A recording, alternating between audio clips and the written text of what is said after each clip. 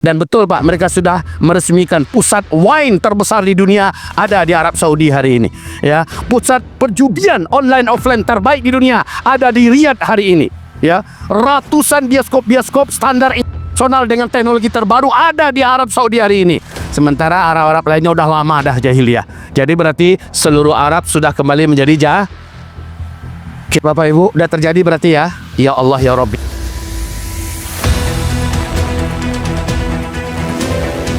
Hamba-hamba Allah sekalian, Bapak Ibu, hari ini kita sedang berada di ruangan masjid yang indah, full AC. Di atas karpet yang empuk bagaikan dalam ruangan raudhah di Madinah. Wajah Bapak Ibu, wajah orang-orang yang baru saja habis sarapan. Betul? Alhamdulillah, saya belum makan pagi. Alhamdulillah, tapi sudah minum, sudah mengkonsumsi madu. Alhamdulillah. Kita masih lengkap. Keluarga di rumah ada, anak ada, cucu ada, bahkan ada yang bermenantu ya. Alhamdulillah. Stok di dapur ada, di dalam kulkas ada. Betul Bu? Simpanan juga ada. Di jari ada. Di sini ada, di sini ada.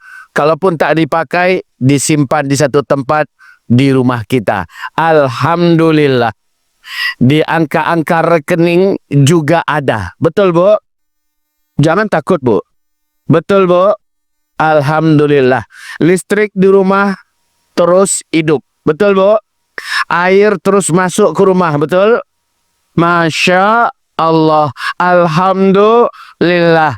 Coba Ibu bayangkan, bagaimana kalau seandainya dari pagi sejak bangun subuh sampai tidur listrik putus, rasanya gimana?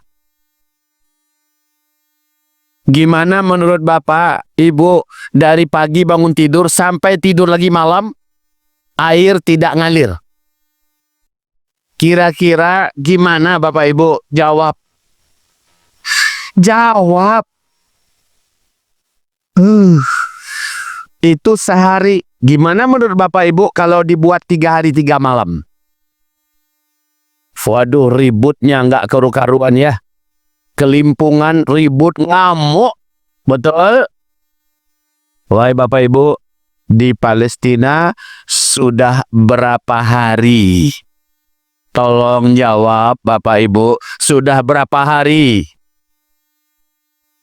Sekarang coba lihat ke layar di atas. Sudah nyambung? Belum? Walah. Ini sebenarnya bisa nyambung kan? Bisa ya? Hah? Oh, belum tahu. Ada tim kita yang bisa bantu nih? Oke. Karena materi kita semuanya bergantung kepada materi yang ada. Oke Bapak Ibu. Bukan sehari ya Bu ya. Tidak ada listrik. Tidak ada air, tidak ada sinyal internet, tak jelas apa yang bisa dimakan. Dan yang paling parah dari semua itu, pasar telah dihancurkan. Pabrik-pabrik membuat roti telah dibom. Sekolah-sekolah telah diratakan dengan tanah. Lebih 1 tahun anak-anak mulai dari TK sampai kuliah nggak belajar. Di mana? Di mana? Di Palestina.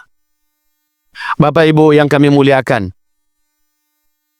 kondisi sekarang sudah 1 tahun lebih. Wahai Bapak Ibu, rumah sakit yang tersisa itu ada di jalur Gaza bagian utara. Kemarin baru saja dibom. Jumlah orang di dalamnya 400-an orang. Ada rumah sakit yang lumayan besar, orang semuanya lari ngumpul di sana. 400.000 orang isinya. Dipaksa keluar kalian cepat, rumah sakit akan kami hancurkan, jika tidak kalian mati semuanya dibom. Kemana mereka disuruh lari? Lari lagi ke Yaman bagian selatan, dekat perbatasan Mesir atau yang kita kenal dengan Rafah. Padahal Rafah sudah rata dengan tanah. Saat mereka berusaha lari, di pertengahan jalan mereka dibom, berserak badan kemana-mana. Rumah sudah tiada, bukan mereka ngungsi seperti kita camping yang hanya 3-4 hari. Tapi sudah 1 tahun lebih mereka tak punya rumah. Yang ada hanya tenda-tenda tua yang sudah lusuh, yang sudah rapuh, yang sudah rusak. Ya Allah, sendal yang dipakai pun sudah habis saking seringnya berjalan. Mereka terpaksa harus berpindah dari satu tempat ke tempat yang lain. Dalam 1 bulan bisa 18 kali. Bawa-bawa tenda, rumah tak ada. Sekarang 2 juta manusia ngungsi dari satu titik Gaza ke titik Gaza yang lain. 2 juta manusia. Di mana mereka mau pipis? Di mana mereka mau Bagaimana nasib wanita-wanita yang haid, yang darahnya keluar? Bagaimana nasib wanita-wanita yang melahirkan nifas, rumah sakit nggak ada? Bagaimana persalinan mereka? Bagaimana orang-orang yang harus dirawat? Ya Allah, ya Allah, ya Allah. Kita di sini hidup dalam kondisi tenang, damai. Makanan yang mau dimakan selalu tersedia dan ada. Bahkan berencana besok makan apa, nanti malam makan apa, direncanakan pesta nanti kita masak apa. Ya Allah, kita sangat lengkap di sini, Bapak Ibu. Alhamdulillah kita di sini. Tapi inna lillah wa inna ilaihi raji'un di sana. Hamba-hamba Allah yang kami cintai, kita sholat, semoga Allah terima sholat kita. Amin.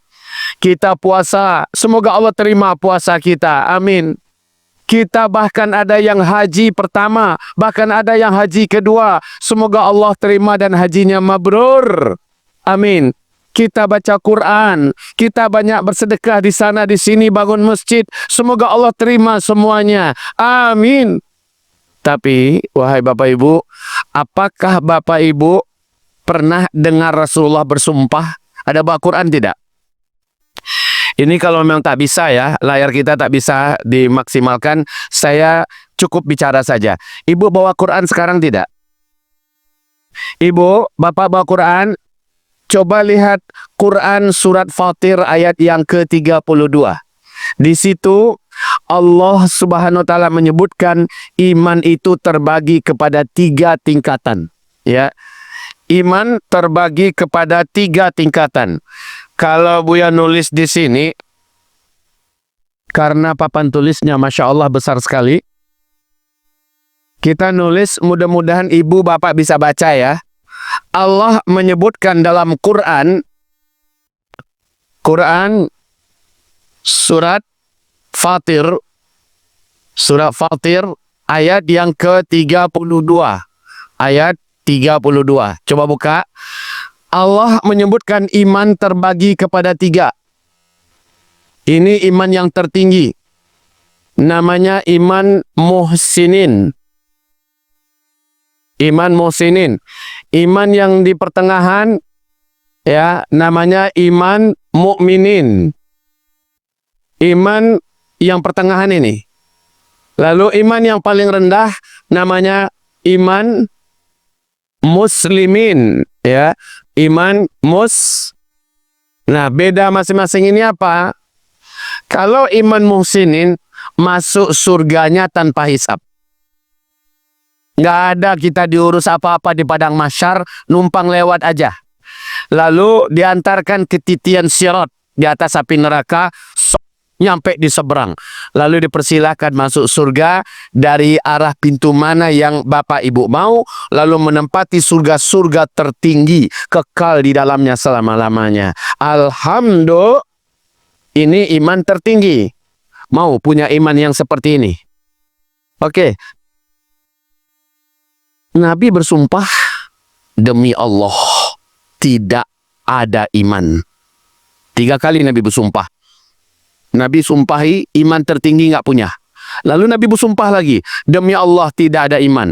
Sumpah kedua, demi Allah tidak ada iman. Sumpah ketiga, iman tertinggi iman pertengahan, dan bahkan iman yang paling rendah pun dinafikan oleh Rasulullah, nggak ada punya. Para sahabat bertanya, qalu, mereka bertanya, siapa ya Rasulullah? Iman tertinggi, masuk surga tanpa hisab, tidak ada. Iman pertengahan, masuk surga tapi dihisab, ya.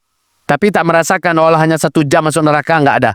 Walau hanya 1 menit masuk neraka, nggak ada. Ini iman pertengahan. Tapi tetap dihisab di padang mahsyar. Kalau ini masuk surga setelah dicuci dulu dalam neraka. Tapi tetap masuk surga.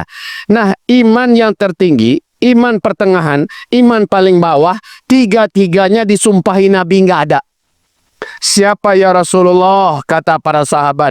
Nabi menjawab, man bata syaba'ana wa jaruhu ja'i' wa huwa ya'lam. Orang Islam yang amal solehnya banyak, dia bisa hidup baik dan normal, dia bisa makan dan minum kayak kita-kita ini, berarti seperti kita-kita. Dia tahu ada saudara muslimnya di tempat lain tidak bisa tidur, tidak bisa makan, minum, ya, tidak bisa hidup normal. Dia tahu tapi dia tidak bantu.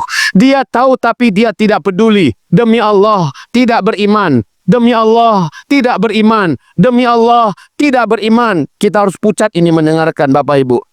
Hanya dengan iman saja kita bisa masuk surga. Walaupun iman terendah lah. Walaupun masuk neraka dulu, tapi tetap masuk surga. Namun masalahnya, sampai iman yang paling rendah pun Nabi tak akui. Walaupun gelarnya Pak Haji, walaupun gelarnya Ibu Hajah, tapi Allah menyatakan tidak. Kata Rasulullah, tidak beriman, tidak beriman, tidak beriman. Siapa ya Rasulullah? Yang hidupnya aman, normal, dia bisa makan, minum, tapi ada saudara muslimnya dia tak peduli. Padahal saudaranya tidak makan, tidak minum, tidak bisa tidur. Kayak di Palestina hari ini. Buya, saya sudah bantu Buya. Kapan? Ada setiap penggalang dana saya ikut. Alhamdulillah. Semoga Allah terima. Amin. Tapi maaf, Bu, Ibu kalau punya anak, Ibu kuliahkan di UGM Jogja, Ibu ngirimnya sekali atau tiap bulan? Gitu dong. Berapa Ibu ngirim, Bu? Kuliah nih ya. Berapa Ibu ngirim kalau ada anak kita kuliah? Awas. Ini biaya kuliahmu, nak. Ini biaya makan minummu, ini biaya kosmu, ini biaya transportasi, ini biaya apa? Pulsamu, ini uang sakumu, ya kan? Tiap bulan dikirim, betul tidak? Padahal kalau anak tidak kuliah bisa mati tidak? Jawab, Bu. Anak kalau nggak kuliah mati nggak anak kita? Di sana, di Palestina, kalau kita nggak tiap bulan ngirim untuk mereka, bisa mati nggak mereka?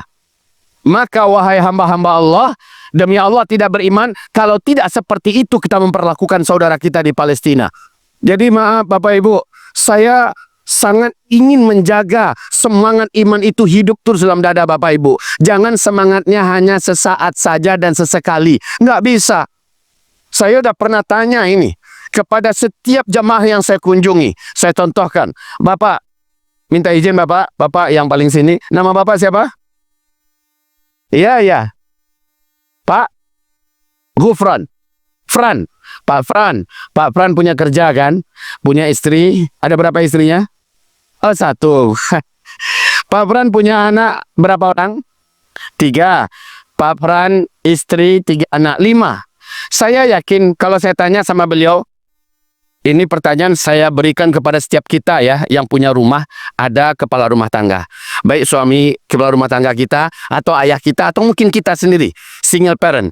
Saya tanya pada Pak Pran, pada setiap kita, Pak Pran, 5 orang yang Pak Pran tanggung makan minum mereka siang malam, kira-kira kalau Pak Pran ditambahkan oleh Allah, atau Pak Pran menambahkan 1 orang lagi menjadi anggota wajib yang dikasih makan minum, Pak Pran masih sanggup nggak?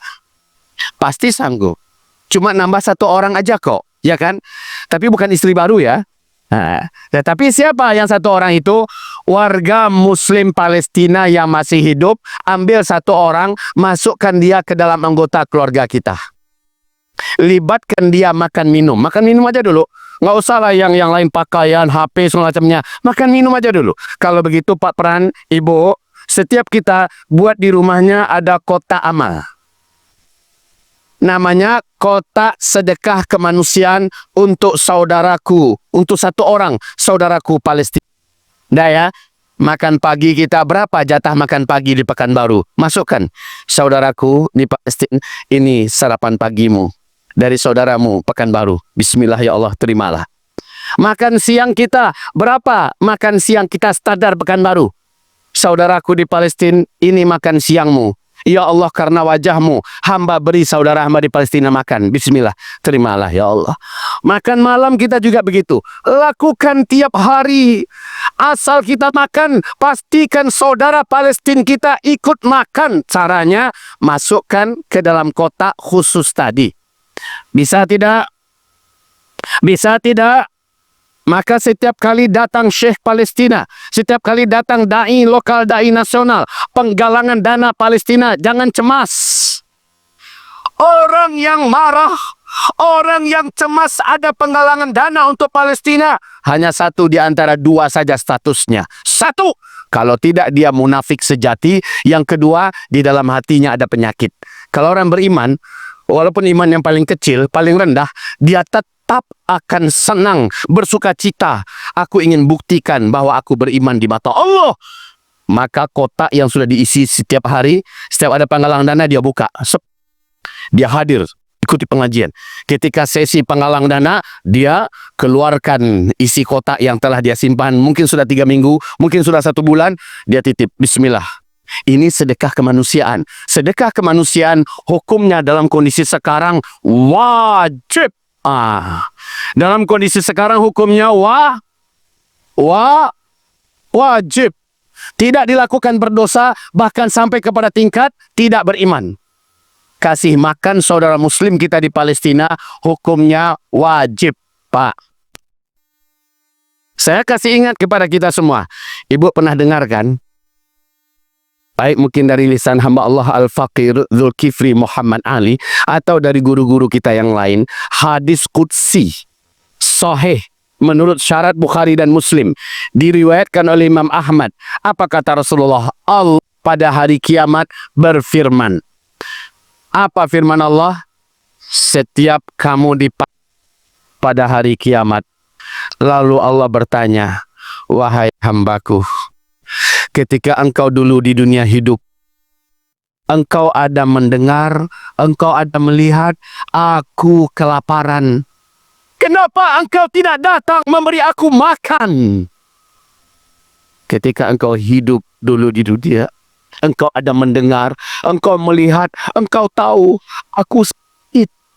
Kenapa engkau tidak datang menjengukku, mengantarkan obat untukku, merawat aku? Ketika engkau hidup dulu di dunia, engkau tahu, engkau melihat, engkau mendengar, aku disakiti, aku dizalimi. Kenapa engkau tidak datang ada di sisiku, berpihak denganku, membela menolongku?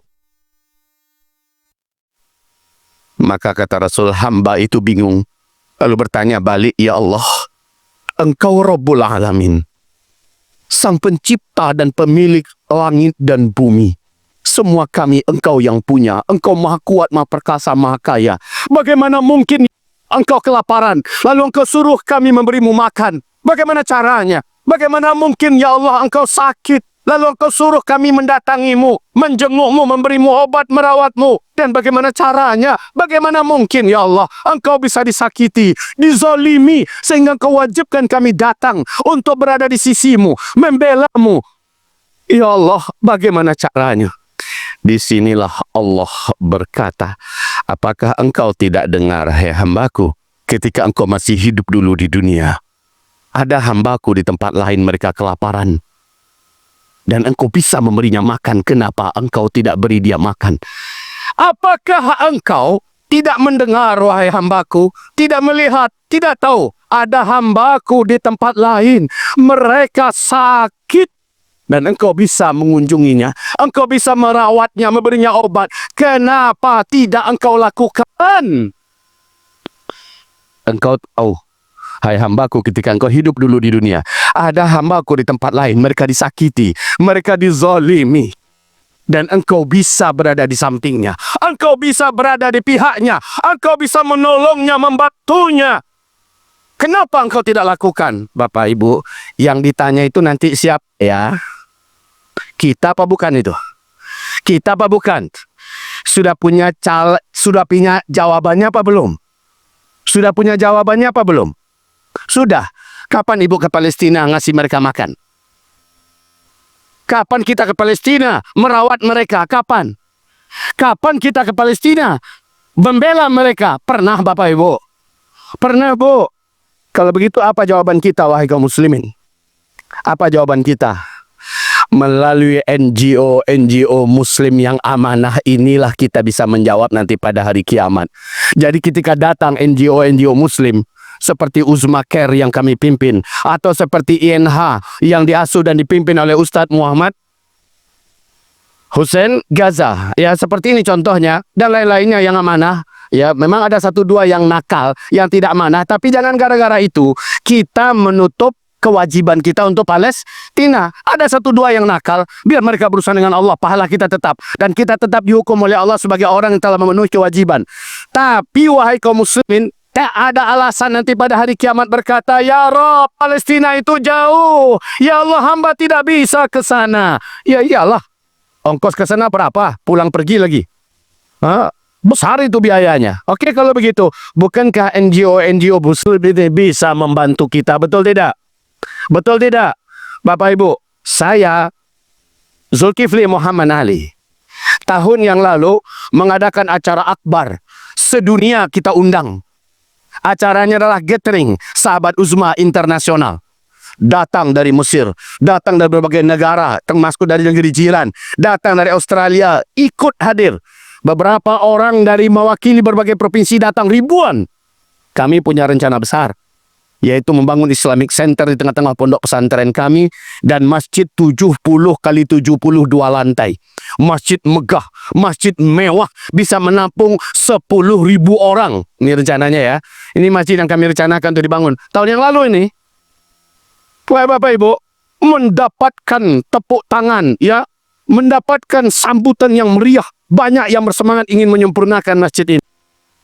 Saya panggil yayasan, saya panggil semua insan pondok pesantren kami, dan termasuk bagian pembangunan. Saya katakan dalam majelis itu, stop semua pembangunan, tidak ada pembangunan sampai Palestina merdeka. Semua dana yang bisa kita galang, arahkan untuk Palestina. Kita harus bergerak untuk totalitas membantu Palestina. Maka rencana besar ini kami pending dulu, dan kami yakin pahalanya telah Allah tetapkan untuk kami. Tapi semua yang kami bisa lakukan adalah halau dan ajak umat sebanyak-banyaknya untuk ke Palestina. Masya Allah Bapak Ibu. Akhirnya dengan izin Allah, akhir Oktober kami bisa mendirikan sebuah lembaga kemanusiaan khusus untuk Palestina. Kami sebut dengan Uzma Care for Palestine. Coba lihat, akhir Oktober kami serahkan dana yang pertama, yaitu di pertengahan November. Ini dia. Ini dana cash ya.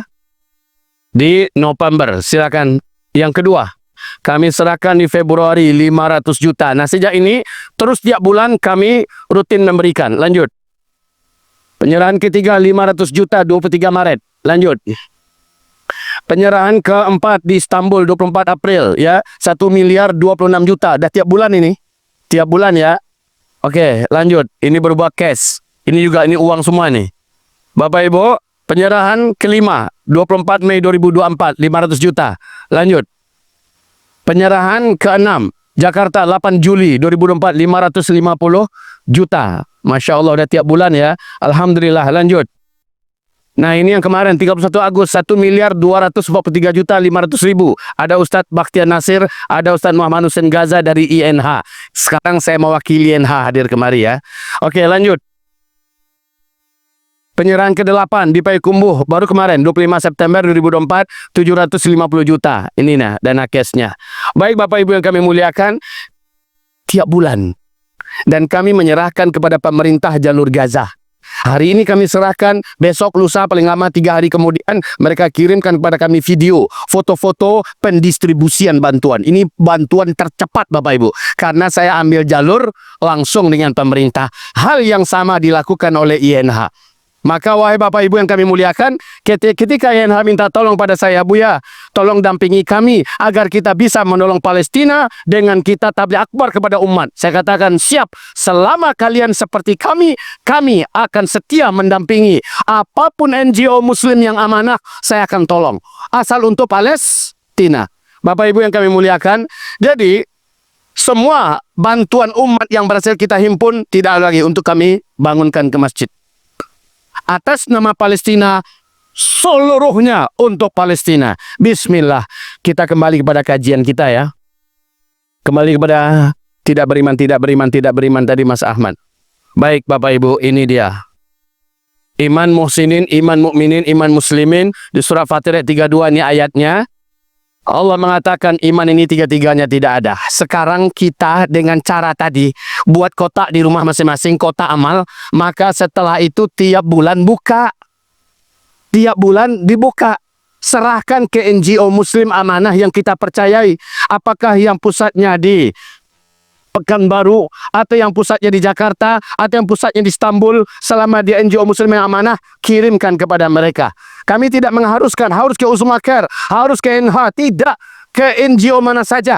Jangan berhenti sampai kita dibuat oleh Allah berhenti bernafas, maksudnya meninggal, atau sampai Palestina merdeka, kita harus tetap bantu Palestina. Setuju? Palestina ini bukti iman. Yang tidak peduli dengan Palestina, maka dia bukan orang beriman. Kita dengarkan hadisnya. Man lam yahtam bi amril muslimin falaysa minhum. Orang yang tidak peduli dengan nasib orang Islam lain di tempat lain, dia bukan orang Islam. Ya, hadis yang lain Nabi berkata, Man lam yahtam bi amri ummati falaysa min ummati. Siapa yang tidak peduli dengan nasib umatku di tempat lain, dia bukan umatku, kata Nabi. Inna lillahi wa inna ilaihi. Bangunan yang telah dihancurkan 1.710.000. Bangunan yang sudah dihancurkan 1.710.000. Lanjut. Ya, masing-masing ada rinciannya tuh. Coba yang balik ke belakang tadi. Berapa kantor yang berhasil dihancurkan? 200 lebih kantor, 463 sekolah dan universitas, 246 ambulan yang hancur, 163 lembaga kesehatan. Lanjut. Ya. Kemudian anak-anak yang tanpa orang tua sekarang berapa jumlahnya? Coba lihat. 259.973 anak-anak tanpa orang tua. Lanjut. Ini hari 370 ya. 2 juta manusia lebih pengungsi di jalur Gaza. Indah ada rumah doh, tidak berumah. Tenda yang ada pun sudah lusuh, rusak. Ya, sudah bocor-bocor. Musim hujan kehujanan, musim panas mereka kepanasan. Ya Allah, itu pun tiap sebentar suruh bongkar, pindah. Ya Allah, lanjut. 242.010 orang lebih syahid, 97.720 luka-luka. Ya Allah, ini orang ini Bapak Ibu. Ya, kita di sini hidup tenang, mereka hidup di situ antara sekarang mati atau besok. Lanjut. 85.000 orang, ya. 85.000 ton yang sudah diledakkan, Bu. Ini sama dengan 6,5 bom nuklir yang dulu diledakkan di Nagasaki dan Hiroshima. 6,5 ton, 6,5 bom nuklir yang dulu dijatuhkan di Nagasaki dan Hiroshima. Dan lanjut Mas Ahmad, nanti saya akan sampaikan habis. Oke Bapak Ibu yang kami muliakan, sekarang kondisi yang paling menakutkan terjadi beberapa hari ini. Baru 4-5 hari sampai sekarang ya. Lihat kondisi bagaimana jalur Gaza bagian utara dikonsentrasikan, diratakan serata-ratanya dengan bumi Bapak Ibu. Bahkan rumah-rumah sakit yang tadi kami ceritakan sekarang itu, ya, rumah sakit Yaman As-Suwaid, ini hari ini diratakan dengan tanah. Wahai Bapak Ibu, nggak ada lagi tempat mereka untuk pergi. Kemana mereka harus pergi? Dibom, dikepung semua. Mau lari kemana lagi kaum muslimin kita? Nampak bergerak, ditembak mati. Mau anak-anak, mau perempuan, ya Allah ya Rabbi. Kalau begitu, kita yang ada di sini tidak cukup hanya dengan berdoa. Padahal berdoa adalah bahagian daripada pertunjukan iman terkecil ya. Berdoa. Kalaupun kita sudah tidak berdoa lagi, maka saya mohon izin ya mengatakan siapa yang tidak mendoakan saudara muslimnya di Palestina, dia bukan orang beriman walaupun iman paling kecil. Tidak ada. Berdoa itu apalah susahnya. Angkat tangan, minta kepada Allah. Keluar pitih awak. Keluar uang kita. Dengan kita berdoa tidak. Tapi itu pun tidak dilakukan. Demi Allah, tidak ada iman. Na'udzubika ya Allah. Setidaknya berdoa itu adalah iman paling rendah. Ketika kita miskin habis, yang dimakan pun gak ada, minimal bantu saudara kita di Palestina dengan doa kita, itu minimal. Tapi ketika masih ada, bisa kita bagi, bantu mereka. Bapak Ibu yang kami muliakan, saya dalam keseriusan dan kesungguhan ini, saya katakan pada istri, pada keluarga, pada yayasan, pada pesantren, minta maaf keluarga besar seluruhnya, saya mungkin tidak seperti hari-hari sebelumnya. Sebelum Palestina merdeka, selama saya masih hidup, saya akan tetap keluar menyapa umat di mana-mana agar mereka tidak berhenti membantu Palestina. Mungkin saya akan sangat sedikit berada di kampung halaman. Dan betul Bu, dalam 1 minggu saya paling hanya 2 hari, 3 hari di pesantren, pergi lagi. Ya, dalam sebulan itu mungkin kurang dari 2 minggu, mungkin 10 hari saya di pesantren, pergi lagi. Seperti ini, saya mengajak bantu Palestina, doakan Palestina. Supaya apa? Satu, saya ingin meyakinkan diri saya dan saya ingin menyelamatkan saudara-saudara saya, Bapak Ibu, bahwa kita masih diakui beriman oleh Allah. Dengan cara apa? Kita semua terikat, mengikat diri kepada Allah. Selagi saya hidup, sebelum Palestina merdeka, saya tidak akan berhenti membantu Palestina. Itu yang saya mau. Bukan dengan harus ke Uzma Care, ke YNH, salurkan bantuannya. Tidak, dengan apa saja. Yang penting jangan tinggalkan Palestina. Selama kita masih hidup ya. Selama kita masih hidup. Supaya minimal iman yang paling kecil ini masih diakui oleh Allah Subhanahu wa ta'ala. Baik Bapak Ibu, apa pesan beliau? Bila kalian masih ingin diakui beriman oleh Allah, maka Palestina menunggu kalian. Caranya, jangan fisik kalian yang datang. Cukup 5 hal berikut ini yang kalian lakukan untuk Palestina, kalian aman di mata Allah. Dan kami sejauh ini untuk Indonesia bersaksi, kalian luar biasa wahai Indonesia. Saya dan kami di Palestina pada hari kiamat kelak menjadi saksi untuk kalian. Kalian luar biasa. Demikian Bapak Ibu. Lalu apa 5 hal yang beliau maksud? Silakan Mas Ahmad. Pertama, jangan berhenti mendoakan kami. Doa itu adalah senjata terkuat yang bisa kalian hadiahkan untuk kami. Yang kedua, dakwakan semua yang berkaitan dengan Palestina, sebarluaskan dari mulut ke mulut, dari media ke media. Itu cara kalian agar orang yang tidak peduli jadi peduli, agar orang yang tidak tahu jadi tahu, agar orang-orang yang melempem semangatnya tentang Palestina akhirnya mereka ada di pihak Palestina. Itu yang mereka harapkan. Yang kedua, Bu, Ibu punya barang-barang dapur kan? Ibu punya alat-alat dapur? Ibu punya bahan masak dapur? Bapak, di rumah Pak, bahkan di kantor kita punya perlengkapan ini, barang itu, baik elektronik, HP, segala macamnya. Pastikan bukan barang Israel. Pastikan bukan barang Amerika, Inggris. Jadi iklankan, promosikan.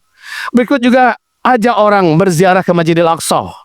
Baik melalui saya, bareng dengan saya, atau dengan travel apapun yang amanah, berangkatlah dengan travel. Untuk apa Aqsa kami kunjungi Buya? Orang kan lagi perang. Bu, Pak, di dunia hari ini yang boleh sholat di Masjidil Aqsa tinggal 2 negara saja lagi. Indonesia dan Malaysia.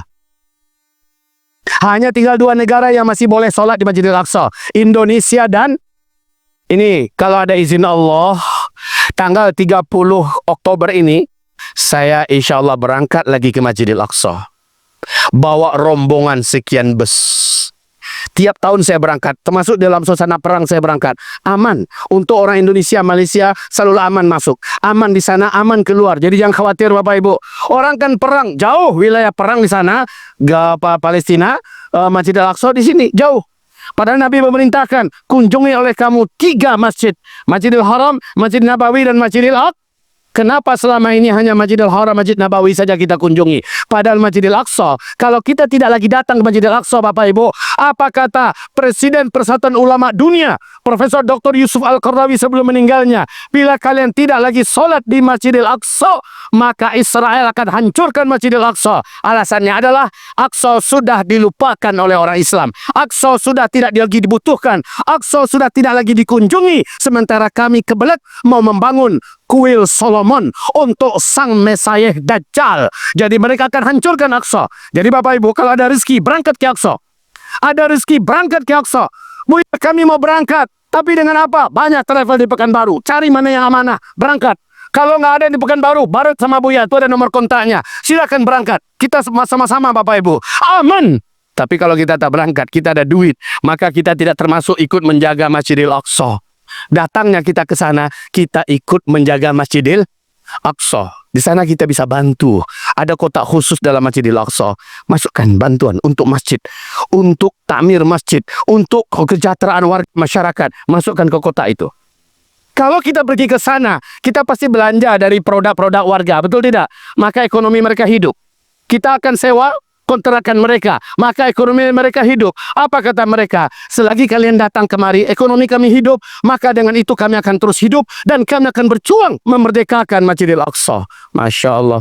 Jadi besar loh ya peranan kita menjaga Masjidil Aqsa dengan cara kunjungilah Masjidil Aqsa. Iklankan itu, promosikan. Oke, berikutnya.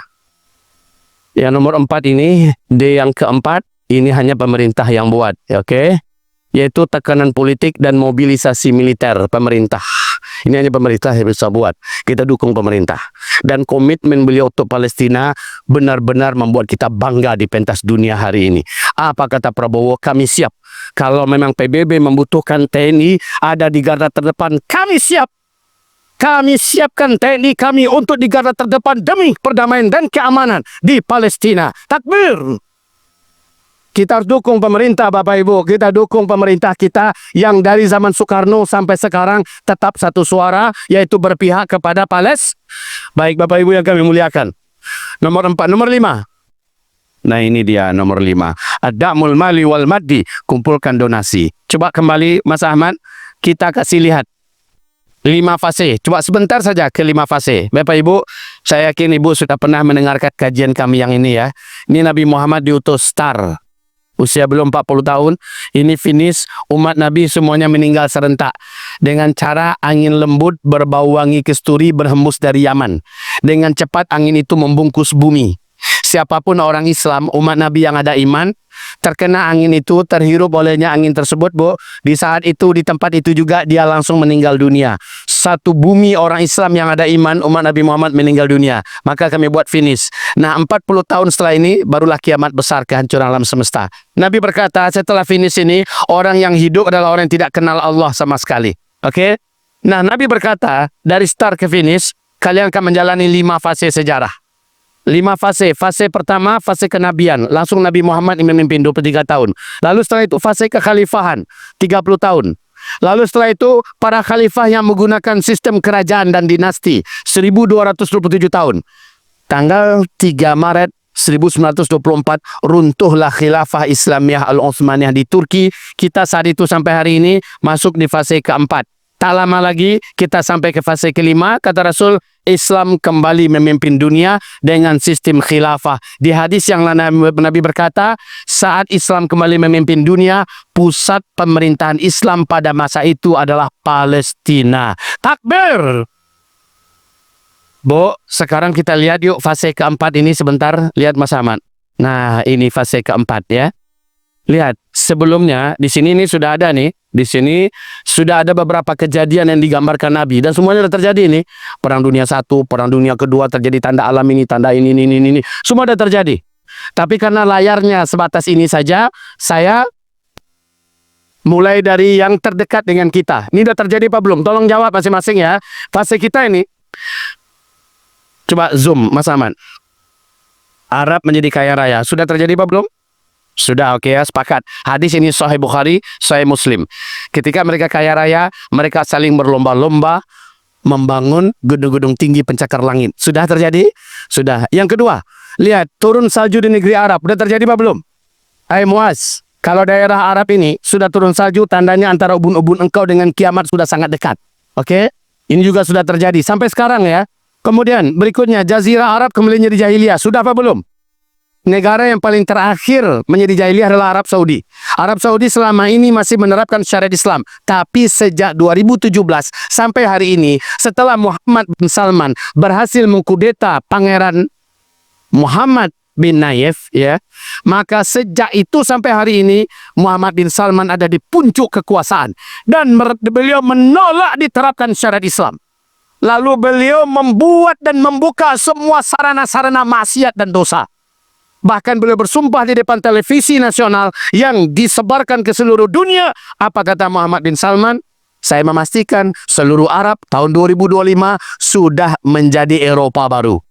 Artinya, semua jenis dosa yang kalian inginkan di Eropa, mau berzina, berjudi, memabukkan lain-lainnya, jangan lagi kalian pergi ke Eropa. Kita siapkan di sini. Semuanya di Arab. Dan betul Pak, mereka sudah meresmikan pusat wine terbesar di dunia ada di Arab Saudi hari ini.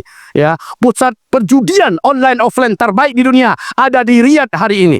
Ya, ratusan bioskop-bioskop standar internasional dengan teknologi terbaru ada di Arab Saudi hari ini. Sementara Arab-Arab lainnya udah lama dah jahiliyah. Jadi berarti seluruh Arab sudah kembali menjadi Bapak Ibu, udah terjadi berarti ya. Ya Allah ya Rabbi. Lanjut, apa yang terjadi berikutnya? Ini dia, berdirinya Emirat Islamiyah. Apa itu Emirat Islamiyah? Berdiri sebuah negara yang menjalankan syariat Islam 100% dan negara ini sangat diberkahi. Di tangannya kemakmuran kembali naik. Di tangan negara ini ketenangan dan keamanan kembali wujud. Bapak Ibu, sejak runtuhnya khilafah Islamiyah, tolong jawab.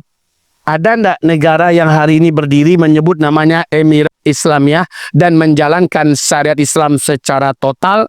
Dan bahkan Rusia berkata, Cina berkata, negara-negara yang ada di sekitarnya berkata, melihat kemakmuran yang hadir di negara ini hari ini, melihat ketenangan yang tidak ada tandingannya pada hari ini, bahkan Yusuf Kala baru saja pulang, lebih kurang hampir 3 bulan yang lalu, mengatakan apa yang dilihat di negara ini, dari ketenangan keamanan. Bahkan teman-teman saya 1,5 bulan yang lalu baru pulang dari negara ini Pak. Dan dia berkata, kalaulah seorang ibu bawa emas di kalungnya, ditaruh di luar jilbab, segede pelek becak, emasnya, dipakaikan gelang emas, ya, sampai ke sini emasnya. Kemudian pakai anting-anting sampai terbungkuk. Jalan seorang diri tengah malam, tidak ada yang akan mengganggunya saking amannya negara ini hari ini. Coba sebut di mana berdiri Emirat ini sekarang. Coba sebut di mana berdiri Emirat ini. Afghanistan. Namanya Emirat Islamiyah Afghanistan. Ini sebagai wawasan bagi Bapak Ibu, biar Bapak Ibu tahu betapa indahnya kalau syariat Islam dijalankan secara total, Pak. Ini yang terjadi. Makanya Nabi berkata, berdirinya Emirat Islamiyah yang dirahmati Allah. Baru 3 tahun ini yang berhasil. Hutang negara sudah berhasil dinolkan. Tidak ada hutang luar negeri lagi, Pak. Ya, kemudian berhasil membersihkan 92% ladang ganja. Padahal ganja, 50% ganja dunia disuplai dari Afghanistan. Berhasil sekarang sudah jadi perkebunan, pertanian, ditanam biji-bijian, buah-buahan, sayuran, luar biasa. Kemudian semua tempat maksiat berhasil ditutup. Nggak ada satupun karaoke, nightclub, nggak ada Pak. Kemudian kriminalitas menurun lebih dari 90%. Betul-betul aman dan damai. Padahal sebelumnya tiap orang punya senjata. Orang bisa beli senjata di sana, Pak. Kayak kita hari ini bisa beli HP. Saking mudahnya punya senjata di sana. Kemudian, kondisi keamanan dalam negeri sangat kondusif. Sampai ketika mak-mak sendirian jalan kaki, ya, membawa harta yang melimpah di badannya, nggak akan ada yang mengganggu. Saking amannya hari ini. Allahu Akbar. Kemudian dalam tahun pertama saja bisa mendongkrak teknologi otomotif yang bisa membuat dan memproduksi sendiri mobil sporty sedan standar Eropa. Hanya dalam 3 tahun, tidak seperti mobil SMK. Yang tadi mana rimbanya? 6.000 unit SMK, kita sudah pesan. Mana dia? Kemana cerita kita nih? Oke, lanjut. Dalam tahun pertama saya naiknya harkat dan derajat wanita, Bu. Sebelumnya wanita jadi jadi bahan jual beli para lelaki. Dihinakan, tidak berharga. Menjadi bahkan anak kecil juga di mana-mana. Tapi hanya dalam 3 tahun wanita sudah mampu menempati posisi yang sangat terhormat hari ini di Emirat Islamiyah Afghanistan. Dia bisa bersaing di politik, di bisnis, di pendidikan, bisa menjadi doktor, bisa menjadi dekan, bisa menjadi rektor, bahkan bisa juga bersaing di dewan dan sebagainya. Di perdagangan dan sebagainya. Wanita tapi tetap rambu-rambu. Pergaulan wanita laki-laki tetap dijaga. Luar biasa Pak sekarang ini. Dan sekarang ditemukan terlalu banyak kekayaan bumi yang ada di Afghanistan. Kalau adalah investor, demi Allah, bisa menghidupi seluruh Asia. Saking kayanya Afghanistan itu. Masya Allah. Baik, kembali kita ke fase keempat, Mas. Berarti ini sudah berdiri ya? Sudah berdiri apa belum? Sudah berdiri apa belum? Oke, nah ini yang mengejutkan kita. Takbir dulu. Takbir. Apa ini? Setelah Emirat Islamiyah berdiri, Arab menjadi jahiliyah, kaya raya dan sebagainya. Lihat. Al-Aqsa kembali dikuasai umat Islam. B. Ditegakkan khilafah di Baitul Maqdis. C. Palestina merdeka. Baik Bapak Ibu, saya ada menulis kitab Nubuat Akhir Zaman. Fakta dan data tak terbantahkan. Semua hadis-hadisnya lengkap ini. Hadis-hadis sahih. Nomor berapa, di kitab apa, ada di sini. Lalu data dan faktanya di sini bergambar ya, full warna. Semua data. Jadi Bapak Ibu kalau ngomong dengan orang nggak perlu lagi pakai lisan. Ini ayatnya, ini hadisnya, ini faktanya, ini datanya. Oke Bapak Ibu, ada di kitab kami ini. Maka wahai Bapak Ibu yang kami muliakan, tidak lama lagi, insya Allah Palestina pasti merdeka. Tapi sebelum kami baca apa yang terjadi setelah Palestina merdeka, coba kita lihat dulu hadis ini, biar Bapak Ibu tidak menyangka kami sedang membual. Tolong dibuka, ini hadisnya. Hadis riwayat Tabrani dinyatakan sahih oleh Syekh Albani. Terus, lihat terjemahannya, ini dia. Sama-sama ya, perhatikan Bapak Ibu. Awal urusan ini adalah kenabian yang dirahmati, ini fase pertama. Kemudian berikutnya kekhilafahan yang dirahmati, ini fase kedua. Kemudian berikutnya kerajaan yang dirahmati, ini fase ketiga. Di fase keempat, Islam tidak memimpin di muka bumi. Tapi berdirilah berikutnya Imarat Islamiyah yang dirahmati. Masya Allah. Jadi ada hadisnya ya. Udah terjadi kan? Imarat Islamiyah Afghanistan. Kemudian pada masa itu manusia saling berebutan kekuasaan dan jabatan sebagaimana kuda-kuda dan keledai lapar berebutan makanan. Ini sedang terjadi apa tidak? Iya, para penguasa di mana-mana negeri-negeri Islam, Pak, berebutan jabatan dan kekuasaan, betul? Betul. Allahu Akbar, termasuk di negeri Konoha ya. Allah. Lanjut.